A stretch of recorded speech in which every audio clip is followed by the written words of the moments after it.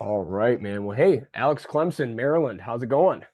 It's going. We just we had individual drills this morning and had to get our pre-seeds in for the Big Ten tournament. So been a busy morning. I believe it. I believe it. Well, obviously, you guys are hosting the Big Ten tournament this year, and so I'm certainly excited to talk about that with you.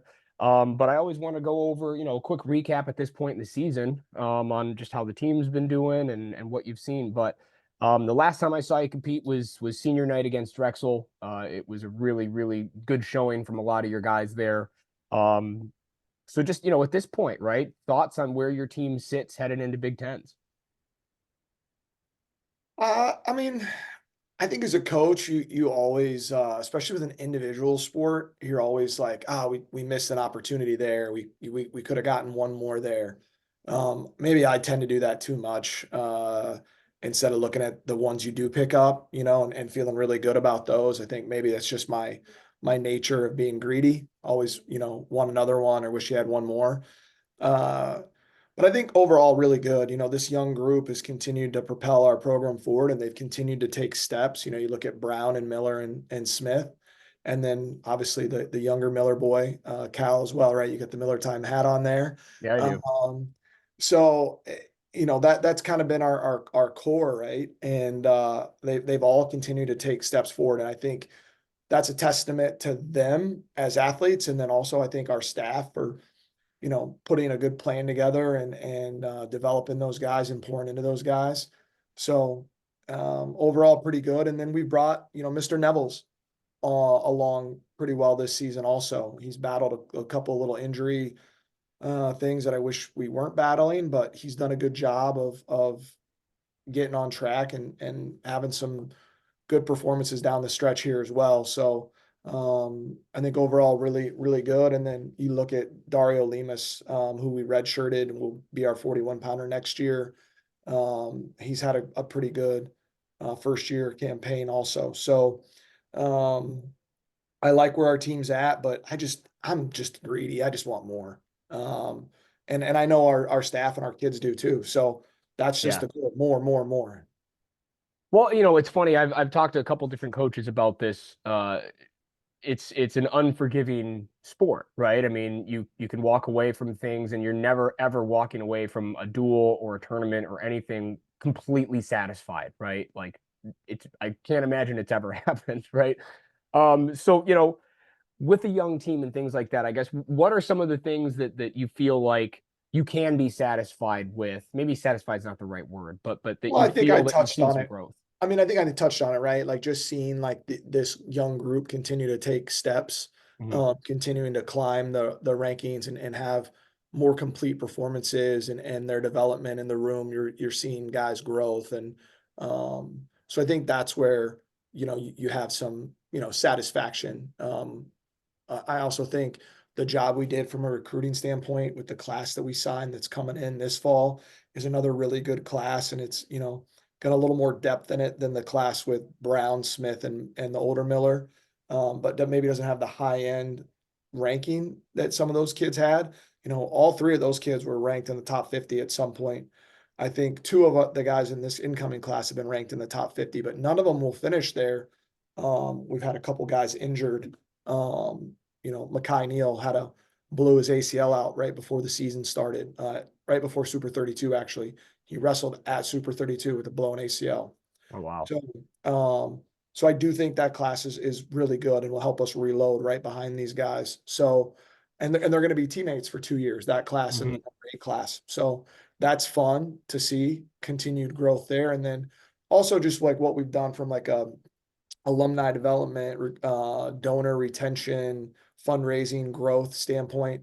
I like where we are there, but we need to do more there also. We need to start to operate in some more of the NIL space. We've started to touch in that space. I think, like it or not, it's here, and that's Yeah. where athletics is going. So I think I've challenged our staff to, we need to move that direction even more than we have.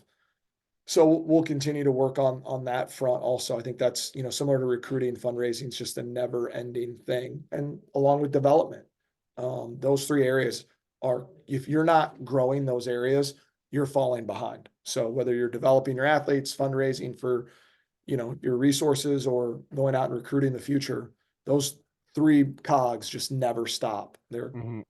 perpetually moving. And it's our job to continue to move with them and stay in front of them and do our best. And I think from where we were in, May of 2019 to where we are in March of 2024, a lot has grown and a lot has been built and a lot has been done.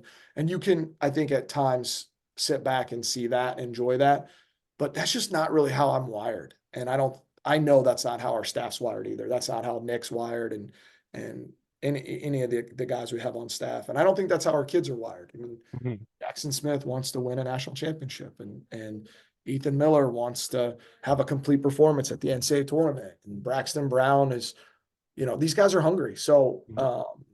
I I think that's why our team is doing well, is we got a lot of guys in a boat rowing the same direction. I like it. Well, let's talk about those guys a little bit more, right? So Brown bumps up to 133 this year. I know that, and just in talking with you in the past, there was some 125 was tough for him to maintain for a bit, right? So he comes up to 133. He's looked really good, in my opinion, since making the move. So, what sorts of adjustments has he been able to make with his training and competition since bumping up? Well, he can fuel properly. I think early this season you were seeing a kid that was emaciated at 125. It was too much. And I knew it was too much. And I think as the leader or the head guy, right, the buck stops here. I'm from Missouri, Harry Truman, right? Mhm. I should have made him move up, and that's shame on me. He convinced me that he wanted to be a 25 pounder. He felt like he could compete for a national championship at that weight. And I don't think that he doesn't feel that way at 33. I just think against the field and what he had felt at 25, he was just like, hey, I can be a top five guy right away. And he probably would have been if he could have handled the weight. Problem is he grew. It's like Yeah. he's just not the same size human that he was when he got to us. He was a kid that was making 113 as a senior, wrestled 120, didn't cut weight. He was that summer before his freshman year, he was weighing out under 120 pounds. Hmm. I've seen him on the scale close to 150 now. Hmm.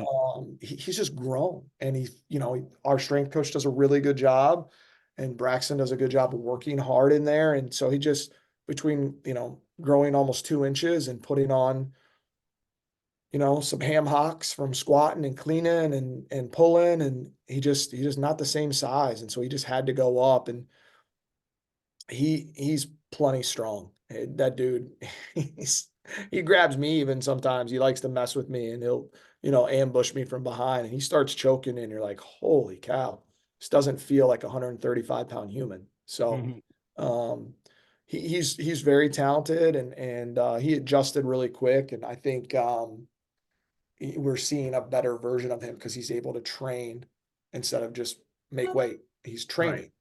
He's developing instead of fighting a scale all the time. And that's ultimately much better approach to the sport, much healthier.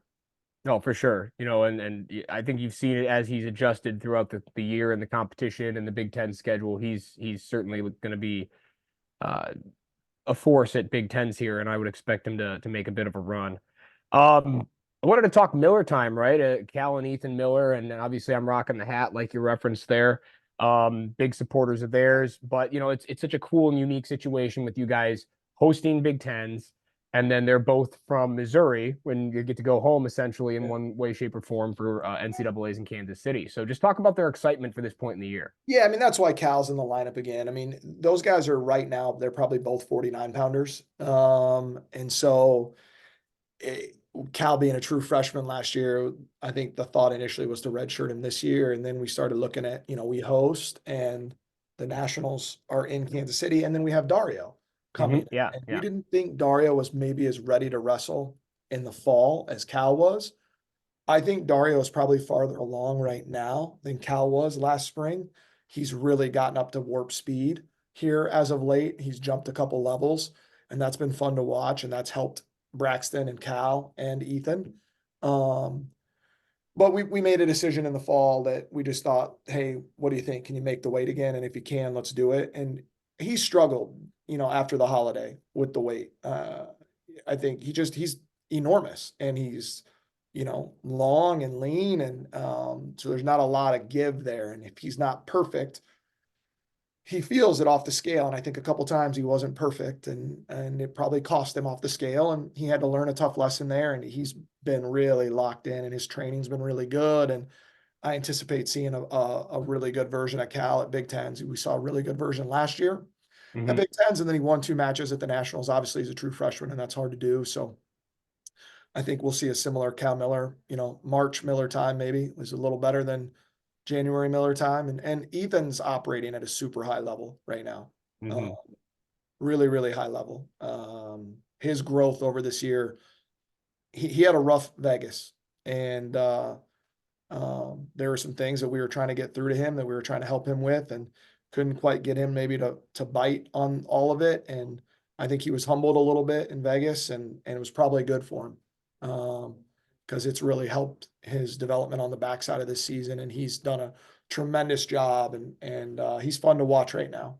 So I'm excited for both of those guys to have opportunities here to represent the M, and then also to go home and get to wrestle in their backyard. And then obviously Coach Mellon and I are from Missouri also, and Devin's another North Kansas City guy, and that's cool for all of us. I wrestled in the Nationals in 2003, my true freshman year, when the last time it was in Kansas City. So it's pretty cool to be a part of both of those tournaments in some capacity. Yeah, to have the full circle moments too, right? Yeah, That is awesome. I hope Um, everybody wrestles better than I did. there you go. So Jackson Smith, though, too. I mean, he's 15-3 on the year. I think we have him ranked fourth in the country right now at 197. With him jumping, his second full season in the lineup, kind of what I wanted to ask about. I mean, he already got a chance to get his hands on Aaron Brooks earlier this season, which is obviously better than not getting your chance to wrestle a guy that's that tough. But just with his second full year in the lineup, right? What sort of adjustments has he made getting second and third and fourth chances wrestling some of the same guys? Whereas, last year it's your first time. Yeah, I don't know. We'll see. I mean, he's everybody he's wrestled this year has been the first time with Hidlay and his 3 losses: Hidlay, Little, and Brooks. Although he beat Little the year before at Scuffle. Um, the matches almost mirrored each other, where we got an early takedown and kind of controlled the action, and then Little did the same to us Mhm. to start the year. So that's kind of interesting. The first takedown has been true there. Um, but in terms of Hidlay and Brooks, and then obviously, we got the win over Sloan in the semifinals at Vegas. So those are all first time matches. Um, I, I don't, I don't know about the second time through. There hasn't been very many guys. Actually, it's been second time through, because just different guys in lineups and changing weights and things. Um, but I do think he's more comfortable Mhm.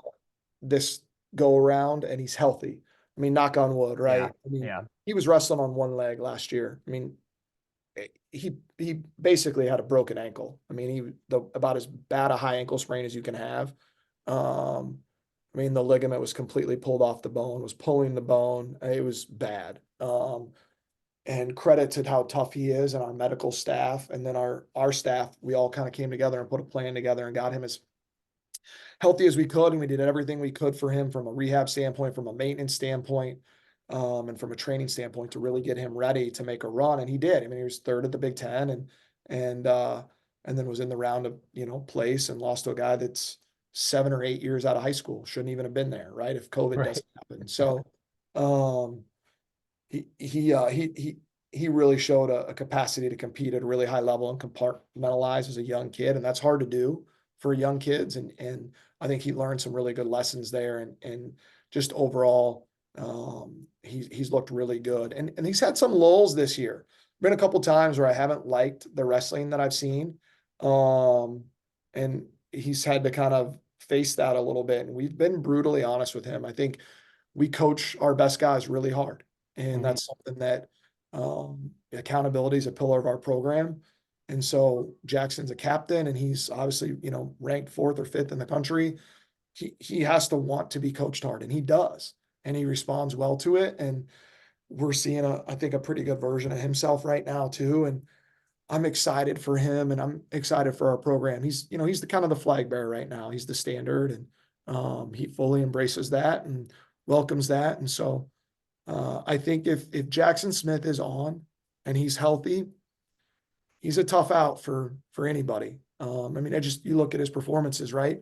So hopefully we get another crack at Aaron Yeah, in yeah, the Big Ten finals. We're gonna have to go through some good guys to get there, though, right? I mean, you look at the pre-seeds, you might have to beat a guy that's already been on the podium in the quarterfinals, and then he's got to beat a guy that's only got one loss in the semifinals. That's if things go to chalk. And in yeah. our world, in our league, that doesn't always happen. So, um, but just to get a chance to wrestle Aaron again, there's guys you got to get through before that. So we're not by any means, there's no circle on, Aaron Brooks or circle on anybody. You literally have to take it one match at a time in our league. And you Yeah. have to prepare for, yourself being the best version of yourself. If you try to scout one guy too much or one opponent matchup, you're probably exposing yourself for not being able to adjust as the field adjusts and things go, you know, Hmm. unaccording to plan. So I think Jackson's ready for whatever challenge is thrown at him. And I know he's going to compete to the best of his ability every time out. He's a very competitive kid. Awesome, awesome. So let's talk a little bit about hosting Big Tens, right? So College Park, Maryland. We had the opportunity, Tommy and I, to interview you on Blood Round in August to talk through a lot of this. So I don't want to be too redundant and go over it again, but I think one of the things that jumped out to me in that interview, I think you said crab cakes and wrestling. That's what we do at Maryland, right? So that's what Maryland does. But yeah, talk a little bit about the college town, the campus. Just some of the exciting things people who are attending Big Tens can expect. Yeah, I think people think like we're a city campus, like that we're more urban, kind of like Ohio State and Minnesota feel, Northwestern. Um, We're not though, right? College Park is its own entity, maybe a little more similar to Evanston, and how it's like, I think people think that's Chicago, but it's really not. I think people think we're Washington, D.C. or Baltimore, but we're not. Um, but it's right there at your fingertips. So, if you want to come in early and see a museum or a monument, you want to stay late and do that. DC is really cool. I mean, every day when I come to work, I come in on, it's called New Hampshire Avenue. It literally runs almost all the way to the Capitol. And where I turn left onto Adelphi. And at that light, you see the Capitol, right in front of you. It's a cool place. And then Baltimore is just about 20 miles north, and it's got one of the best aquariums in the world. And the Inner Harbor is really cool.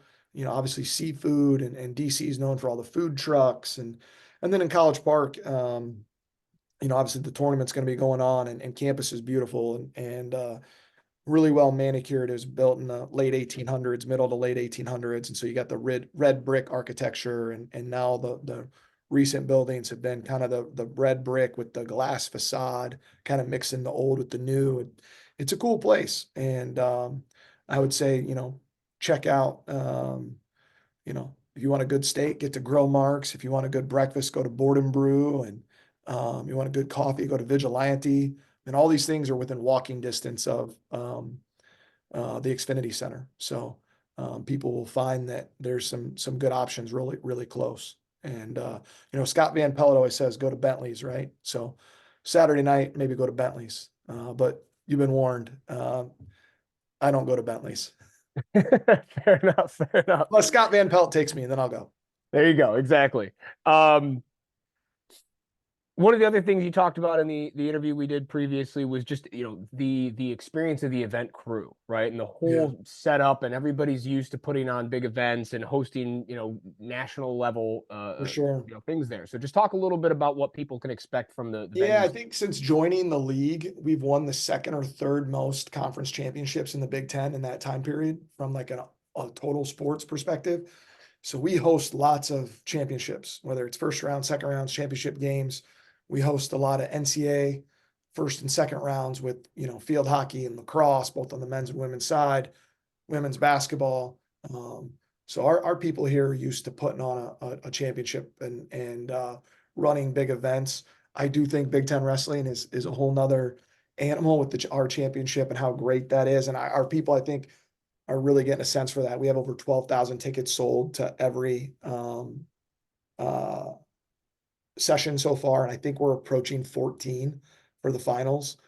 And that's, no walk up, right? So um, it's going to be a really awesome championship. I think, you know, three major airports, fan bases that are very plugged in, that, can drive, whether it's Ohio State, Penn State, Rutgers.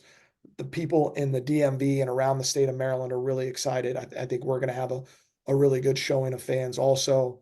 And then historically, programs like Iowa and Minnesota, Nebraska has a great following. You're going to see those fan bases come out with the airports. And then you got just general fans that love Big Ten wrestling that maybe aren't tied to a program, that have a chance to, that just go to the Big Tens.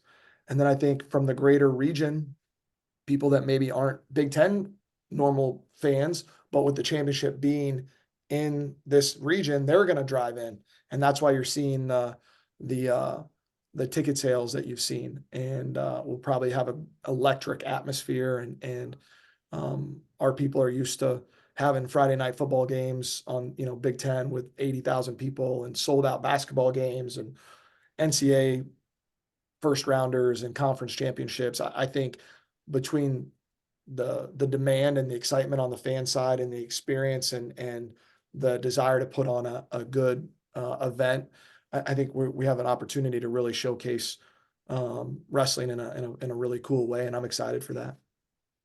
Well, I'm definitely excited for it as well. It's funny, years ago, I mean, Big Tens was almost like a secret, right? Like you could get all session tickets for $75 and slide in there. It's gotten a little bit more expensive, I think, since then, but I'm glad to see the demand is still Yeah. just as high as it always has been. It's going to be an awesome event. Anybody who can make it out there and get the tickets 100% should.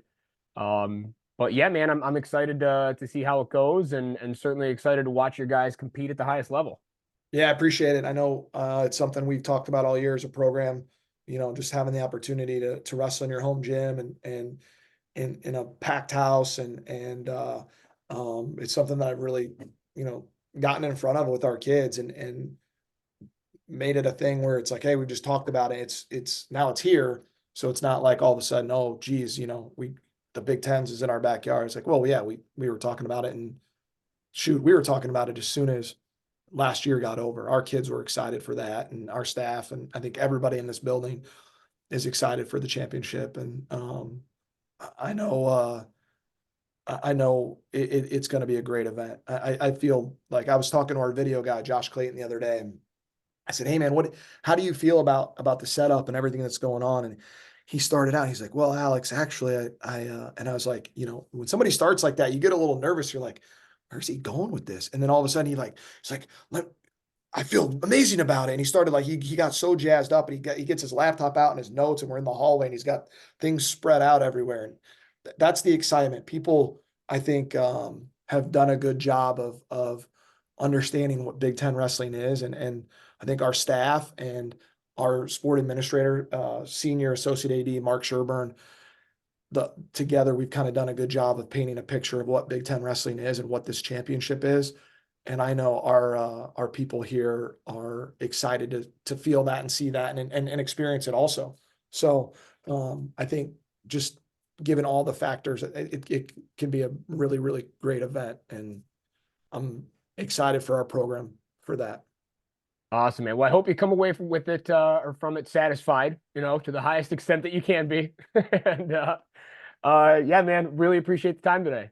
Yeah, no, I appreciate it. I think on that satisfaction thing, um, if I have 10 kids, or if we have 10 kids that go out and battle, and compete in such a way that makes their home crowd proud, and our staff conducts themselves in a way, and coaches our kids the right way, chips will fall where they all will. And we are doing something here that is different. And the build here has been different than anywhere else. And every place has its things, but I think where we started and where we're at and where we're poised to go, Um, we have to keep reminding ourselves of that too. And we're just, I said, right, that Rome wasn't built in a day, but some asshole had to start laying bricks, and we were those Yeah, right. assholes. We're still those assholes, Yeah, and we're still laying bricks. And the cool thing is we're starting to see them stack. And um, I want that. My want for the program for the weekend is that we see another one get stacked and mhm. another couple get stacked, and that will, even though maybe you're not 100% satisfied, you can step away after, the season after Kansas City in April and say, okay, where we and where are we and where are we going, and how do those things look and how do they line up, and do we like that trajectory? And that kind of has to keep us grounded and sane. Um, Mhm. because if we don't look at it like that, um, what we're doing becomes daunting and becomes overwhelming at times. And I'm guilty of feeling that way. And sometimes I want to smash my head through this desk. Uh, so when you start to really step back and think about those things, then you're like, oh, all right, we're in this, we're doing this, and these kids are working really hard, and you can be proud of what they've done and how they've prepared and how they fight, and we just have more. And that's kind of been the word lately for us is more. We started the year out with margins, and I think now it's become more, and we just want more, and we're going to do more, and we're going to work more, and um, hopefully we'll have more results. So I appreciate you having me on, and I hope the fans have a great experience, and that Maryland represents Big Ten wrestling in all facets the way it deserves. Absolutely. Hold on a second.